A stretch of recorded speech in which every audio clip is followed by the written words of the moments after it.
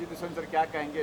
शतरंज की बात कर रहा हूँ मैं, तो कितने प्यादे हैं, वजीर है, ऊँट है, हाथी है, क्या कहेंगे? सबसे पहले मैं तो अपने जो हमारे मीडिया के मित्र हैं, मैं आप सबका हार्दिक आभार प्रकट करता हूँ कि एक बार फिर आपसे रूबरू होने का मौका मिला। और शतरंज के सिलसिले में हम लोग पहले भी कई बार बात कर चुके हैं और बात प्यादों से ही शुरू होती है। तो शतरंज के जो प्यादे हैं, हर प्यादे का जैसे अलग अलग किरदार होता है, अलग अलग कैरेक्टर होता है, तो मेरी इस फिल्म में भी सब अपना अपना किरदार निभा रहे हैं। और सबसे खुशी की बात यह है कि the film is entire complete. सब अपना किरदार निभाने के बाद अब अपनी रियल लाइफ में लौट चुके हैं सब लोग। और हम लोग जो सिनेमा हमने एक्सपोज किया है, अब उसके हम लोग पोस्ट की तैयारी चल रही है, पूरी एडिट स्टार्ट हो गया है। एंड आई होप कि एंड हमेशा अच्छा होता है। तो इस फिल्म का जो एंड है वो बड़ा कमाल का होना चाहिए, और जिसके लिए हमने इतनी मेहनत की है वो मेहनत ज़रूर साकार होनी चाहिए, ऐसी मेरी ईश्वर से प्रार्थना है। ये सस्पेंस है, थ्रिलर है, किस तरह की फिल्म है ये? It's a suspense thriller film. But generally आम सस्पेंस थ्रिलर में ये होता है कि आप एक रोमांच में डूबते हैं और फिर एंड में जाके सस्पेंस खुल जाता है। मैंने कुछ थोड़ा सा जाल और महीन बुनने की कोशिश की है, और इस मामले में मैं अब्बास मस्तन साहब को सम टाइम मैं फॉलो करने की कोशिश करता हूँ। वो जैसा जाल बुनते थे कि सस्पेंस पे सस्पेंस, तो मैंने पूरी कोशिश की है कि मैं कहीं ना कहीं सस्पेंस को बहुत एक उलझा के और एक ग्रेविटी और ग्रेंजर के साथ में रख सकूँ। तो ऑडियंस कंफ्यूज तो नहीं होगी क्या हो रहा है पर्दे पर? ऑडियंस देखिए, ऑडियंस कंफ्यूज तो तब होती है जब कोई कंफ्यूजन आप छोड़ दें और वो बाहर आए, उसका कंफ्यूजन ही खत्म ना हो। बट मेरी फिल्म जब एंड शॉट होगा तो ऑडियंस कंफ्यूज तो बिल्कुल नहीं होगी, क्योंकि हर सस्पेंस के जब खुलेगा तो उन्हें लगेगा कि अरे वाह ये एंड है फिल्म का, बट वो एंड होगा नहीं। लेकिन ऑडियंस जब निकलेगी सिनेमा से तो उनके चेहरे पे एक होगा वाओ, क्या था, ऐसा मुझे लगता है एज एन मेकर। हर किसी का सपना या उनका सोच यही होता है कि वो बहुत खूबसूरत बना रहे हैं, मेरी भी सोच ये है। But ultimately audience is a जज, तो वही डिसाइड करेंगे कि उनकी कोर्ट में हम लोग कितना अपनी तरफ से अच्छा अपने आप को पेश कर सकते हैं। सर अगर बात करें तो पूरे लॉकडाउन में आपने शूट किया है, तो वो एक्सपीरियंस कैसा रहा सर? लॉकडाउन का जो सबसे अच्छा एक्सपीरियंस ये रहा कि सब ने बहुत मेहनत से काम किया। एक बहुत लंबे वक्फे के बाद लोग काम कर रहे थे। और दूसरी बात कि हम लोगों का बजट बहुत सीमित था, लेकिन सबको ये था कि नहीं भाई, लॉकडाउन के बाद काम शुरू कर रहे हैं, तो जो भी दे आर अर्निंग वो बड़ी खुशी से उसे ले रहे थे। जनरली शूट तो हम कंटिन्यू करते हैं, बट जब भी मैंने पेमेंट देते समय इतना एक सुकून और इतनी खुशी बहुत कम महसूस की है लोगों के चेहरे पे, जितना मेरी इस शूटिंग के दौरान हुई। और इसके लिए मैं अपने प्रोड्यूसर्स का भी बहुत आभारी हूँ कि उन्होंने किसी भी चीज़ में they are not stopping me, और ऑन टाइम सब चीज़ उन्होंने मुझे प्रोवाइड की। अच्छा, अगर सर बात करें तो अभी हाल ही में सुशांत सिंह बहुत आप भी को भी पता काफ़ी वाह वाह चल रही है, तो सर उनके लाइफ पे आने वाले फ्यूचर में कोई फिल्म का प्लानिंग है आपका? सुशांत सिंह, देखिए मेरे लिए सुशांत सिंह राजपूत एक बहुत बेहतरीन अभिनेता थे।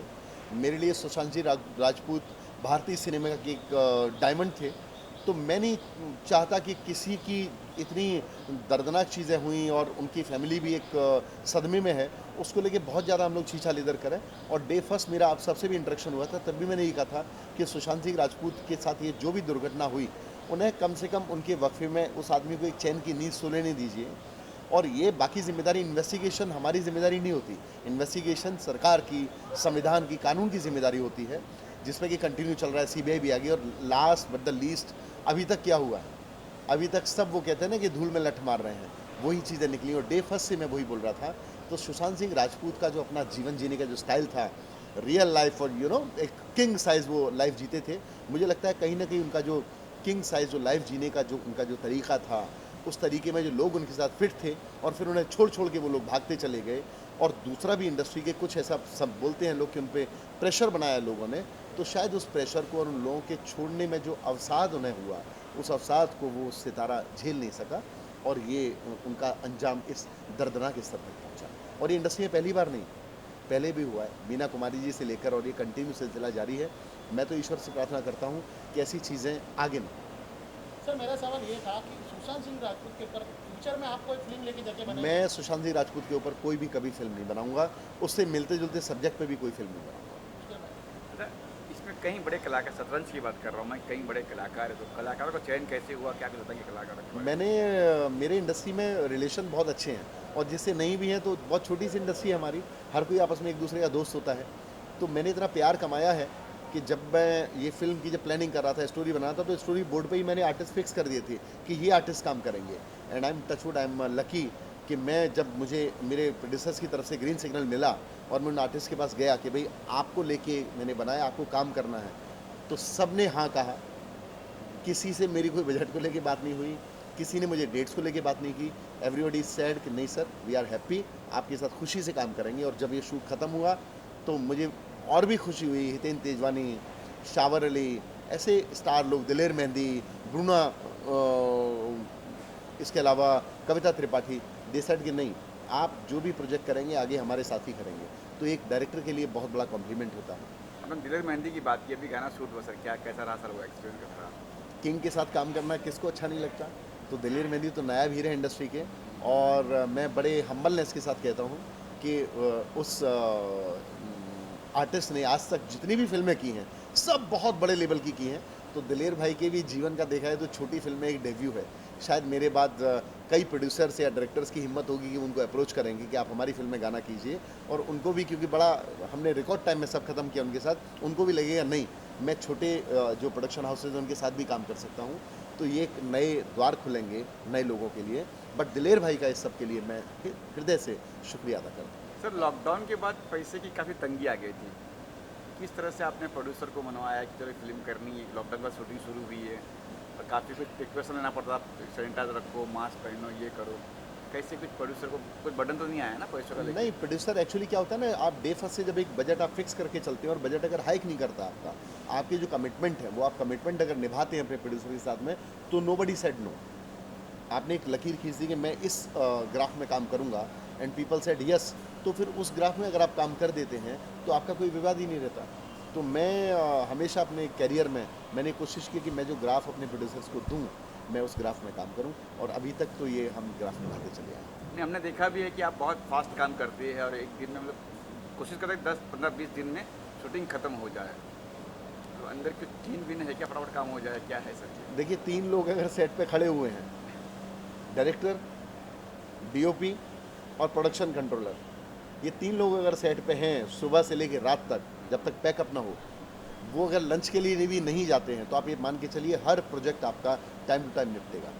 तो मैं यही करता हूँ, जब मैं खड़ा रहता हूँ तो मेरा डीओपी भी खड़ा रहता है, सारी प्रोडक्शन टीम खड़ी रहती है। तो जब सभी खड़े हैं तो काम ही करेंगे, खड़े होकर करेंगे क्या? तो हम लोग आमतौर पर लंच ब्रेक बहुत कम करते हैं। हमारे यहाँ रनिंग ब्रेक होता है, काम चल रहा होता है, जिसको छुट्टी मिले जाके खाना खाओ। तो हम वो 2.5 घंटा बचाते हैं।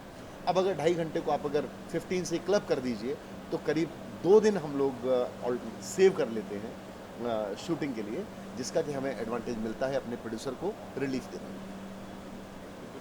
अच्छा भूषण सर, मेरा काफ़ी सवाल है जैसे लास्ट टाइम भी हमारी एक पिक्चर आई थी 100 तो उसका काफ़ी विवाद हुआ था। इस फिल्म को लेके ऐसा कुछ? देखिए, विवाद में तो कोई नहीं चाहता उसका विवाद हो, सब चाहते हैं मेरी जीवन शांति से गुजरे और शांति से निकल जाए। मेरी फिल्म को लेके विवाद नहीं था, मेरी फिल्म को लेके कुछ लोगों को आपत्ति थी, तो मैंने आपत्ति बहुत प्रेम से जाके उनको सॉल्व की, उनसे बात की। हर चीज़ अल्टीमेटली टेबल पे ही होता है, तो मैंने बात की और सभी सेटिस्फाइड हुए। सब ने, जिनसे विवाद था उन लोगों ने मेरी फिल्म मेरे साथ बैठ के देखी और हंसते हुए बाहर आए, जैसे कि बहुत अच्छा। तो मैं इसको भी अपने लिए रिवार्ड मानता हूँ। और ये तो सस्पेंस थ्रिलर है, इसमें कोई विवाद तो छोड़िए, कोई बात ही नहीं है। सब ने इतने प्रेम से काम किया है, तो इसमें तो सिर्फ हम लोग ब्लेसिंग्स एक्सपेक्ट कर रहे हैं कि हमें सारे ऑडियंस की, सभी लोगों की यूनिट की ब्लेसिंग्स मिलें। अच्छा, अगला प्रोजेक्ट आ रहा है त्राहिमाम, उसके बारे में कुछ तो बताएंगे सर? त्राहिमाम मेरे बड़े, हालांकि मेरे सारे प्रोजेक्ट दिल के करीब हैं, त्राहिमाम में थोड़ा सा मैं जैसा हूँ वो मैं उसको सिनेमा पर उतारना चाहता हूँ। बड़ा हार्ड हिटिंग सब्जेक्ट है, रक्त चरित्र है। बाकी जो आपने देखे होंगे और भी फिल्में जिस सिनेरियो में आई हैं, उसमें इसको बनाने की कोशिश कर रहे हैं, क्योंकि मेरा लालन पालन जो ऐसी जगह पे हुआ है। मेरी स्टडी धौलपुर हुई, मैं जगनेर का रहने वाला हूँ, आगरा ब्रिज क्षेत्र है, वहाँ पे हम लोगों ने ग्रेजुएशन किया, कॉलेज, ये लाइफ, और हमने बड़े हार्ड हिटिंग चीज़ें देखी अपने टाइम पे। अब तो समय बहुत चेंज हो गया, तभी मोबाइल वगैरह नहीं हुआ करते थे, तो उस चीज़ को मैंने बहुत नज़दीक से देखा है। तो मुझे बड़ी खुशी है कि मैं, मेरी जो लाइफ थी उसको कहीं ना कहीं मुझे एक जो मैंने देखा अपने कॉलेज टाइम में, स्कूल टाइम में, उससे मुझे फिल्माने का मौका मिला। तो कास्टिंग वगैरह हो चुकी है सर, कुछ बताएंगे? कास्टिंग ऑलमोस्ट कंप्लीट है इसकी। Again I am working with Kavita Tripathi ji, और इसके अलावा बिग बॉस का जो एक बड़ा चर्चित चेहरा थी और बहुत शानदार अदाकारा भी हैं, अर्शी खान, पंकज बैरी हैं, मुश्ताक खान हैं, आदि ईरानी हैं, मनोज भाटिया हैं। तो इस तरह का हमारे पास एक आर्टिस्टों का एक बुके है, जिसको लेके हम लोग ऑन एयर जाएंगे।